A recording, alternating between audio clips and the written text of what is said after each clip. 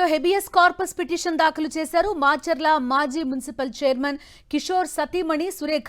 రెంటచింతల పోలీసుల అక్రమ నిర్బంధంపై పిటిషన్ వేశారు. తుర్క కిషోర్ పై 12 అక్రమ కేసులు బనాయించారని ఆవేదన వ్యక్తం చేశారామె.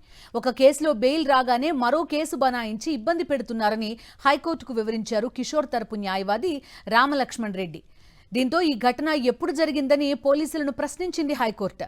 2024 ఏప్రిల్ 8న ఘటన జరిగిందని ప్రభుత్వం తరపున న్యాయవాది కోర్టుకు తెలిపారు. ఘటన జరిగిన 13 నెలల తర్వాత కేసు ఎలా రిజిస్టర్ చేశారని ప్రశ్నించింది ధర్మాసనం. అంత అర్జెంటుగా కిషోర్ను ఎందుకు అరెస్ట్ చేశారని ప్రభుత్వ లాయర్ను నిలదీసింది.